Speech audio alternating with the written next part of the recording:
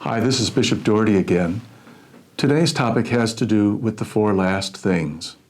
These things are death, judgment, heaven, and hell.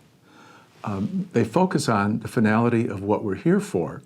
You might think, well, I've heard these things before, but how often do we think about them? Some years ago, we transferred a priest to another parish. Someone said what a great homily he gave, and I asked the woman what was so great about it. And she said it was the first time in years I'd heard our priest talk about heaven.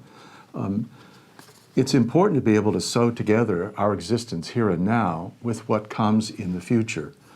The other reason the church teaches about these things is for us to be serious about taking individual responsibility for our own spiritual and temporal welfare. So it's not meant to scare us.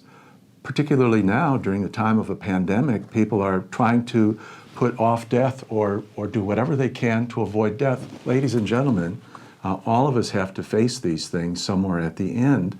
Do we think about them as at all defining who we are? And do we think about these things as a bridge into eternal life? In other words, God calls us to something greater. So the business of personal responsibility is key. It talks about the continuity between the present and the future. And also the church teaching on the final judgment is very much based on the scriptures, that we will be judged somewhere between the time we die and the time we get into heaven.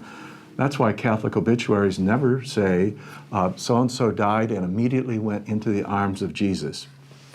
In our obituaries, we regret a person has died, and we commit people to the love of God, but that judgment is not ours to judge in terms of time or space, but it will happen. And so we very respectfully have to look to the scriptures for guidance in this as a limit as well as our hope. God bless you all.